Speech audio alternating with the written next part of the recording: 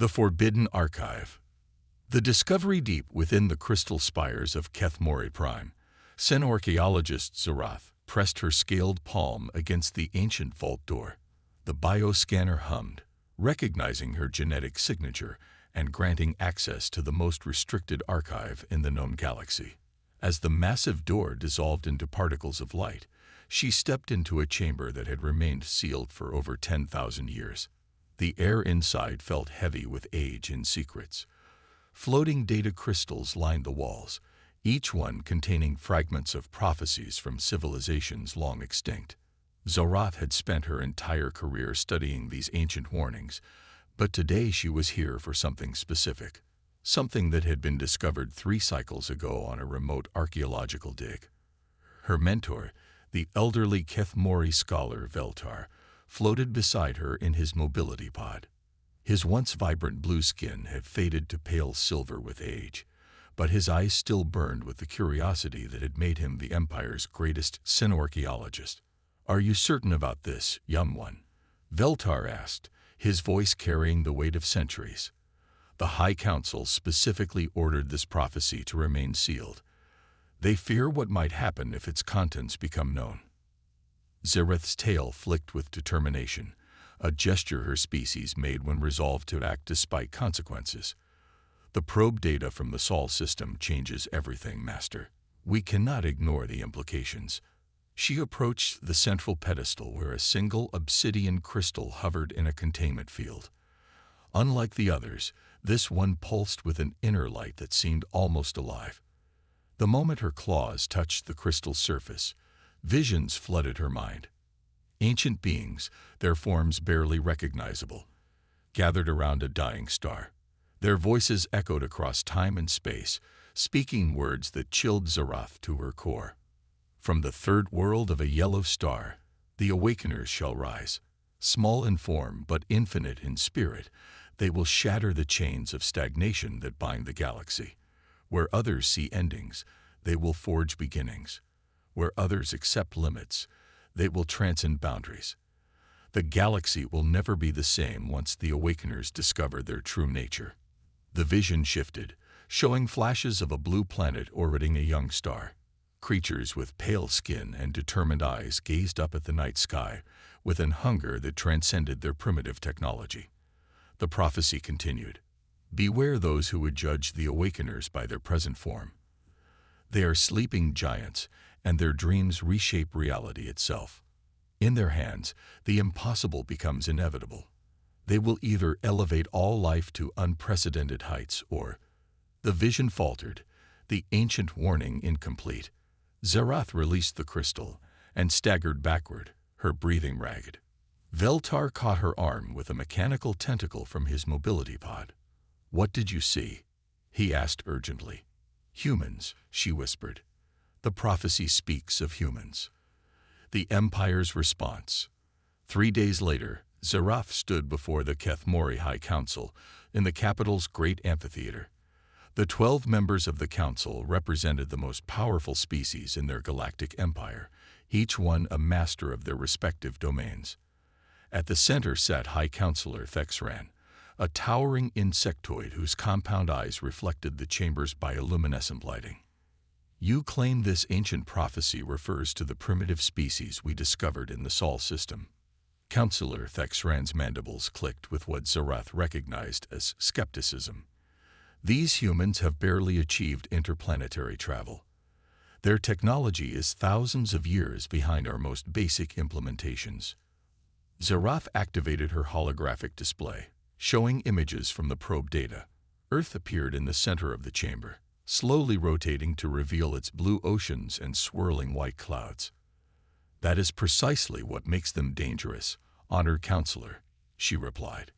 "The prophecy warns against judging the awakeners by their current appearance. Our analysis shows that humans have progressed from primitive tool use to spaceflight in a mere 12,000 years. Most species require at least 50,000 years for similar development." Counselor Morandai, a graceful humanoid with crystalline skin, leaned forward with interest. "Accelerated development is not unprecedented. The Valkyrie achieved spaceflight in 30,000 years. Yes, But the Valkyrie had guidance from the hegemony. Zorath countered. Humans achieved this completely in isolation. More concerning, our cultural analysis reveals that they have never achieved true planetary unity. They still engage in territorial conflicts while simultaneously cooperating on massive scientific endeavors. This paradox suggests a mental flexibility that is unprecedented. The council members exchanged glances, their various forms of communication creating a symphony of clicks, whistles, and telepathic pulses that only partially translated through the chamber systems. High Counselor Thexran raised a clawed appendage for silence. Even if we accept your interpretation of this prophecy, what action do you propose? The humans are confined to their single solar system and pose no immediate threat to the Empire. Zareth had anticipated this question. I propose we make contact, honored counselor, not as conquerors or guides, but as observers. If the prophecy is accurate, humans will transform the galaxy whether we intervene or not. It would be wiser to establish relations now, while we can still influence the direction of that transformation. The chamber erupted in debate. Some counselors argued for quarantine, suggesting they isolate the Sol system until humanity's true nature became clearer. Others advocated for preemptive action, proposing to guide human development along safer paths. A few even suggested that the prophecy was too vague to warrant any response at all. Counselor Ithek, an ancient energy being whose form shifted constantly within a containment suit, spoke with a voice like distant thunder. The prophecy speaks of awakening. What if our contact is the very thing that triggers this transformation? What if we are destined to be the catalyst for humanity's ascension? The debate continued for hours, but eventually, a decision was reached.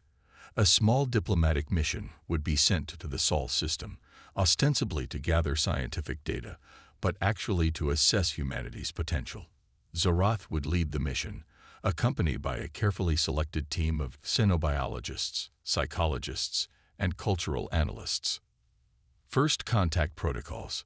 6 months later, the Keth Mori research vessel Eternal Harmony dropped out of hyperspace at the edge of the Sol system. The ship itself was a marvel of biotechnology, its living hull capable of self-repair and adaptation. To human sensors, it would appear as nothing more than an unusual asteroid drifting through space. Zorath stood on the bridge, watching as Earth grew larger on the main display. The planet was even more beautiful than the probe data had suggested, its swirling weather patterns and diverse biospheres creating a tapestry of life that was rare even by galactic standards. Initial scans confirmed the probe data, reported Science Officer Krenja, a multi-limbed creature whose species excelled at pattern recognition. Approximately 8 billion individual humans distributed across 7 continental landmasses. Technological development is uneven, with some regions significantly more advanced than others. Zorath nodded, making notes on her personal data pad. Any signs they've detected our presence? Negative. Their sensor technology is limited to electromagnetic and gravitational detection. Our bioship registers as a standard asteroid to their instruments. For the next several weeks, the team observed human civilization from their hidden position. What they discovered both fascinated and disturbed them. Humans were simultaneously engaged in scientific cooperation that spanned their entire planet, while also maintaining hundreds of separate political entities that frequently conflicted with one another. They watched as humans launched missions to their moon and sent robotic explorers to neighboring planets, even as they engaged in localized conflicts over resources and ideology. It was a contradiction that defied everything the Keth Mori knew about species development. It makes no sense, muttered cultural analyst Porvin during one of their daily briefings. How can a species cooperate on massive engineering projects while simultaneously maintaining such deep divisions? The psychological stress alone should have led to either unification or self-destruction centuries ago. Zorath studied the data flowing across her screens.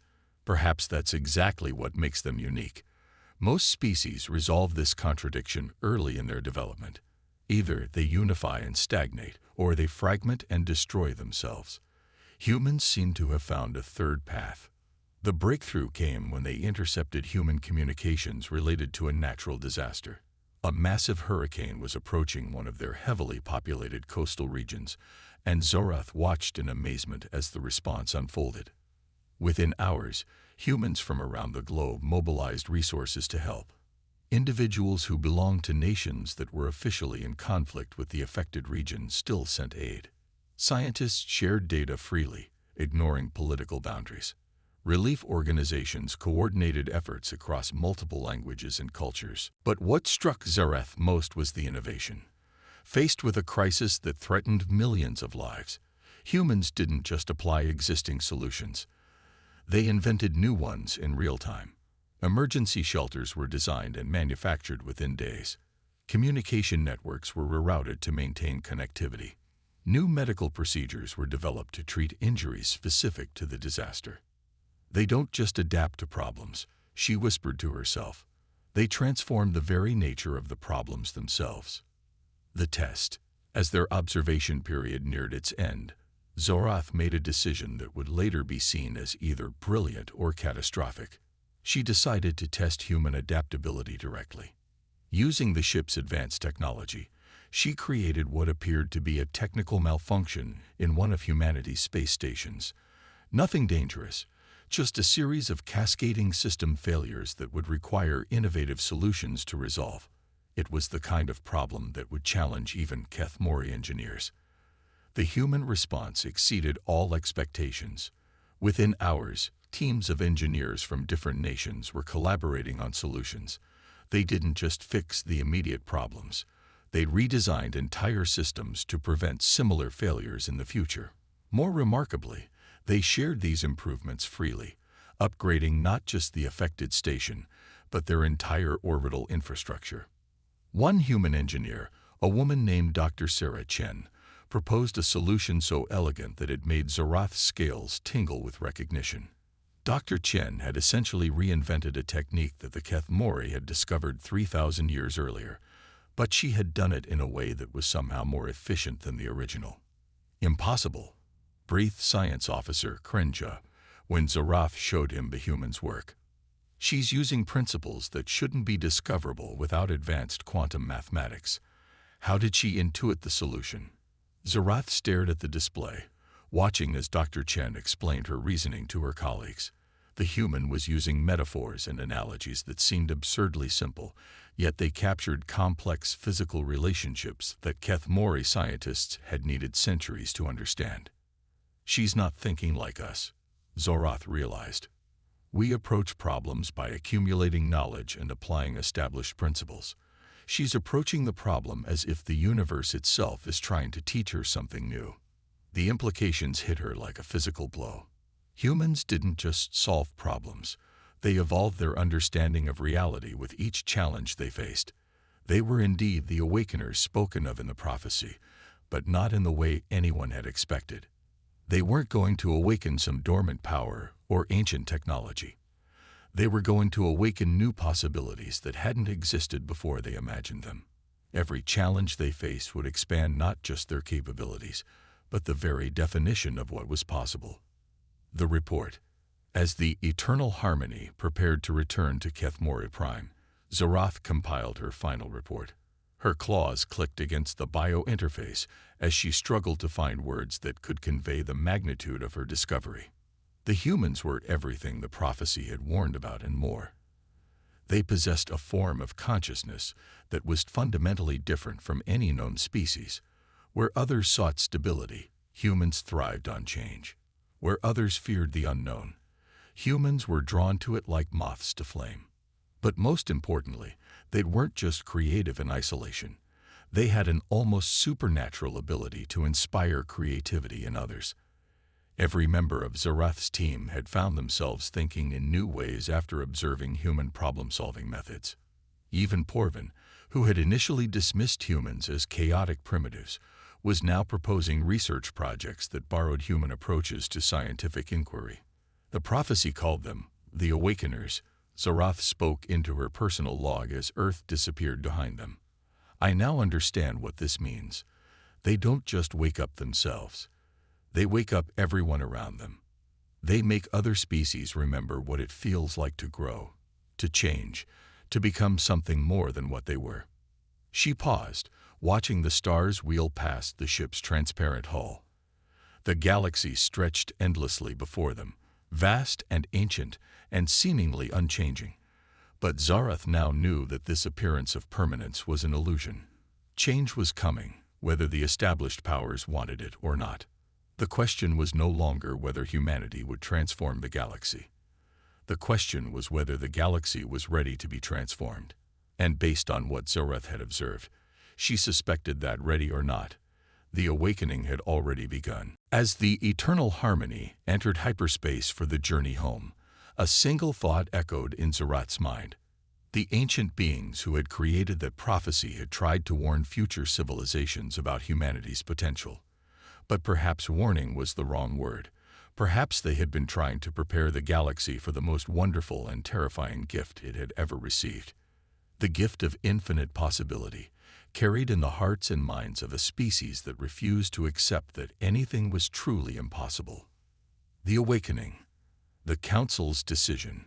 2 years had passed since Zarath's return from the Sol system, and the Kethmori Empire had been quietly preparing for what many now believed was inevitable: first contact with humanity.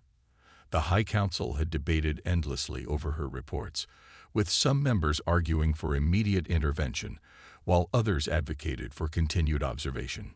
The decision was ultimately forced upon them by events beyond their control. Councillor Zarath, High Councillor Thexrand addressed her formally as she entered the emergency session. The use of her new title still felt strange.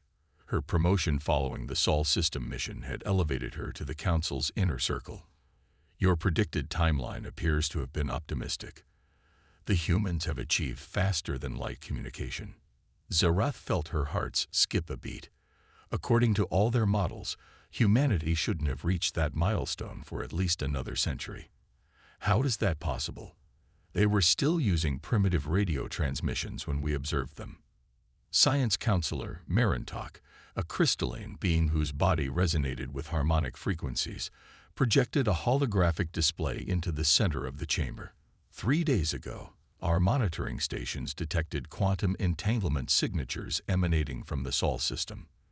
The patterns are crude but unmistakably artificial. They've discovered instantaneous communication. The implications were staggering. Faster-than-light communication was the foundation of galactic civilization. It was what allowed the Kethmori Empire to coordinate across thousands of light years. If humans had achieved this breakthrough independently, they were centuries ahead of Zarath's most aggressive projections. There's more, Councillor Ethek announced, the ancient energy beings form flickering with agitation. Our deep space monitoring arrays have detected something approaching from the galactic core. Something that's been traveling for millions of years, and it's heading directly for the Sol system. The chamber fell silent. Nothing traveled from the galactic core.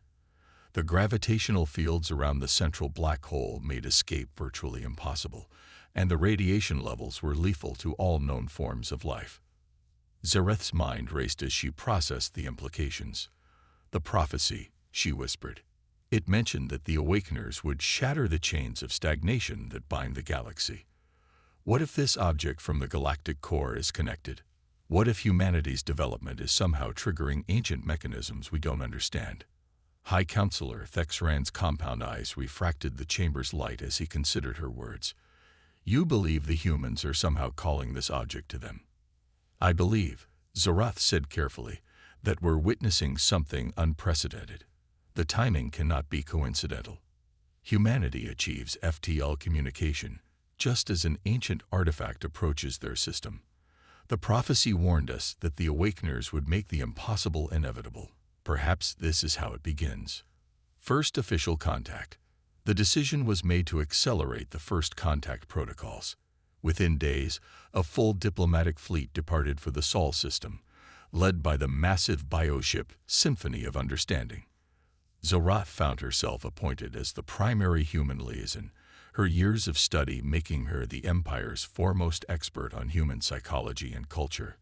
As they approached Earth, The differences from her previous covert mission were immediately apparent. Humanity's orbital infrastructure had expanded dramatically. New space stations orbited not just Earth but Mars and several of the outer planets. Their ships, while still primitive by Kethmori standards, showed innovative design principles that made Zarath's scales tingle with recognition. "They're not copying known designs," observed Captain Velshin as they watched human vessels through the main display. "They're inventing entirely new approaches to space travel. Look at those propulsion signatures." Zarath studied the data flowing across her screens. The human ships were indeed unique, using fusion rockets in ways that maximized efficiency through techniques the Kethmori had never considered.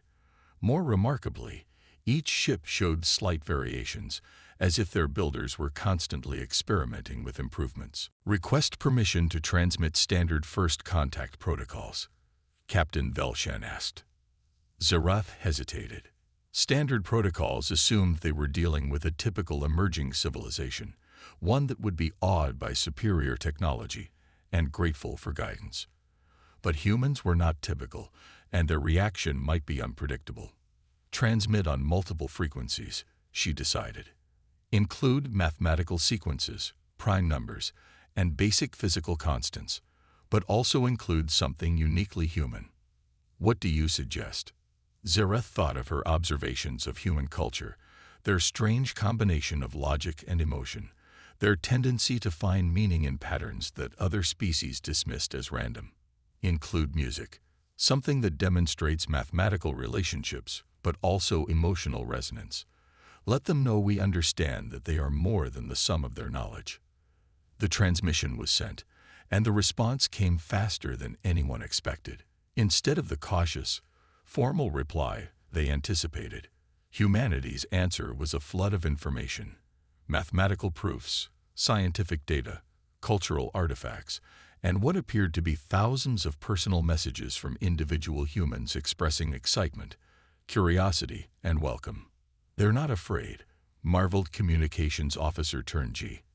"Most species spend years debating first contact responses.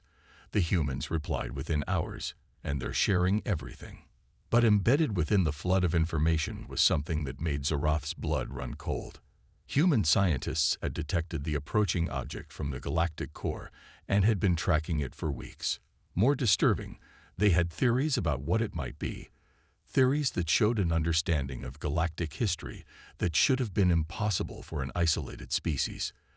The approaching mystery, Dr. Sarah Chen, the same engineer Zarath had observed solving the space station crisis, now appeared on the main screen as Earth's primary representative. The human woman looked tired but excited, her eyes bright with the curiosity that Zarath had come to recognize as humanity's defining characteristic. "We're honored by your contact," Dr. Chen said, speaking directly to the camera with the easy confidence that seemed to characterize human communication. "We've been wondering when we'd meet our galactic neighbors. And frankly, your timing couldn't be better.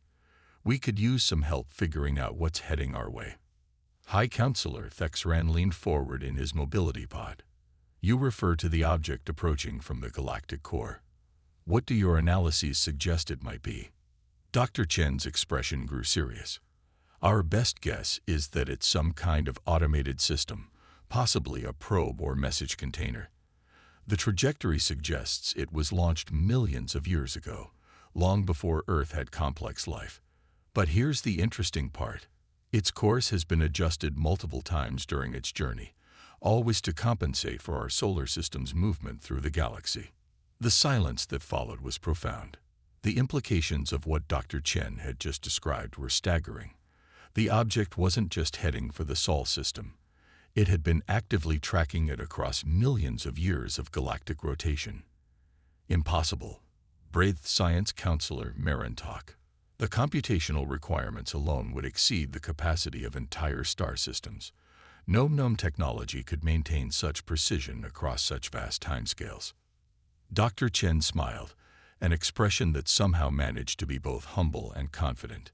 "We thought so too, until we ran the calculations.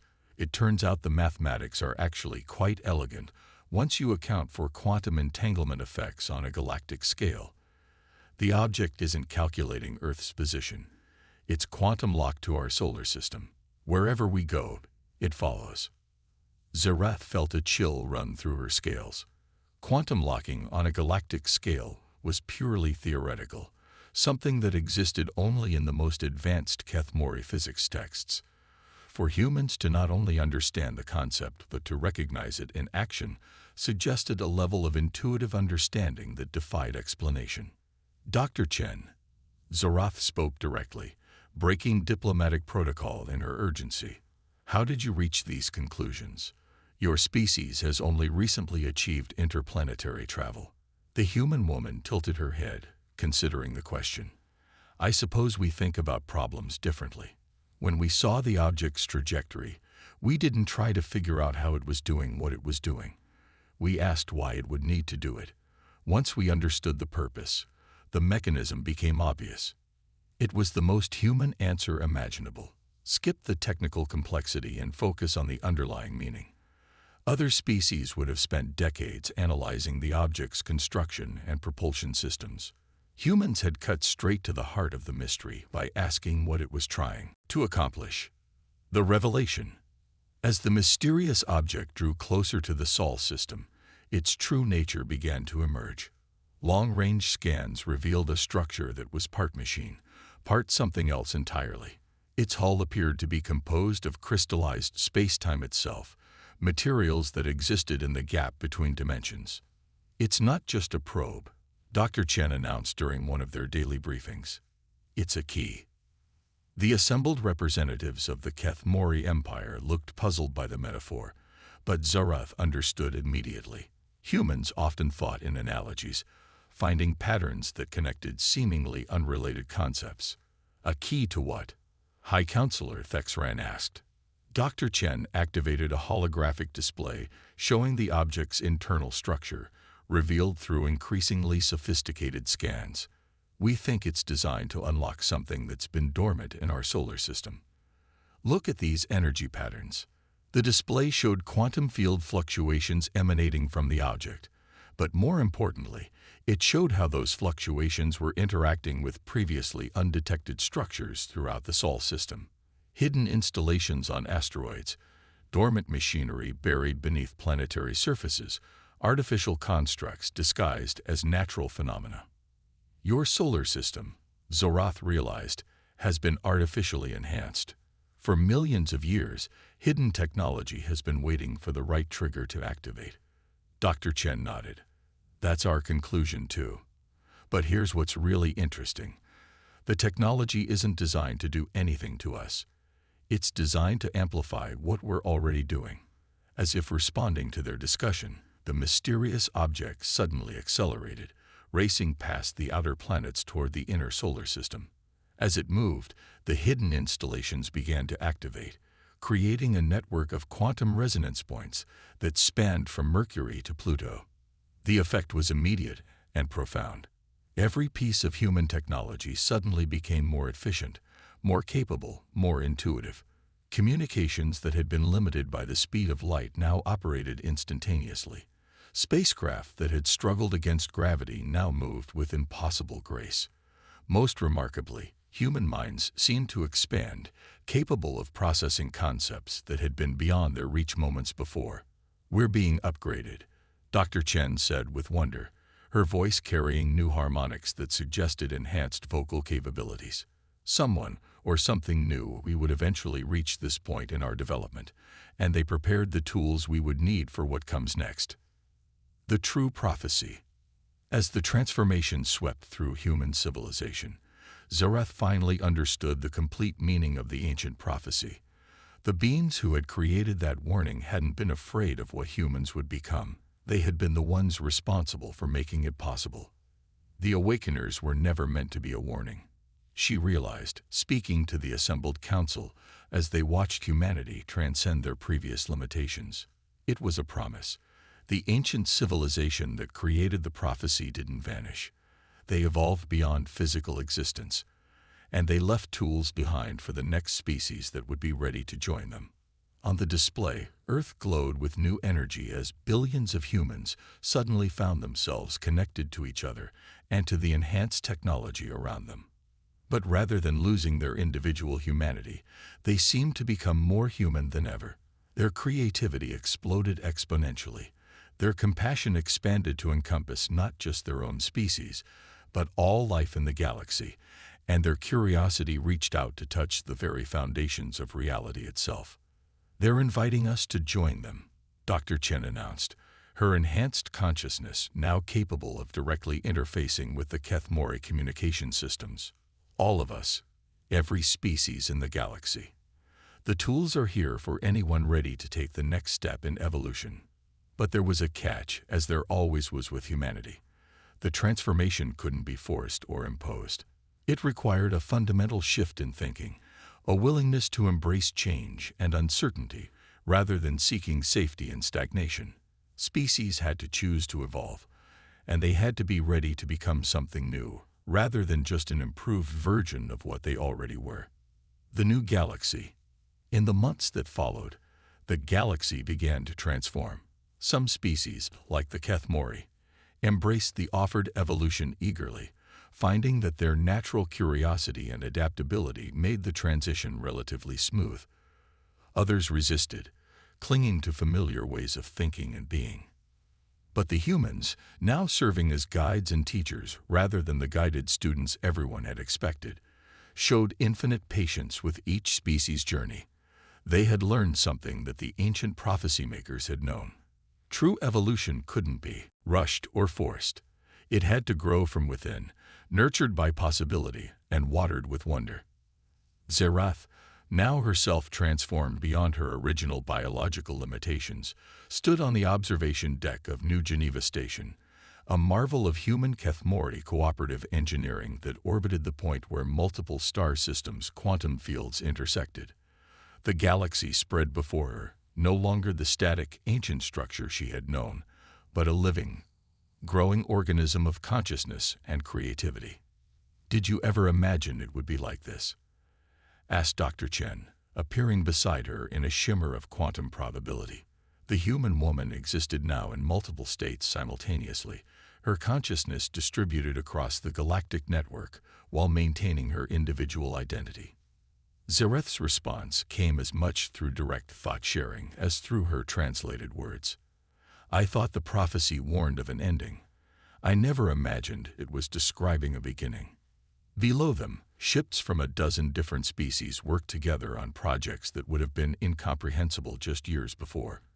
Gardens that grew new forms of matter, art installations that painted with gravity itself, research stations that explored the spaces between dimensions.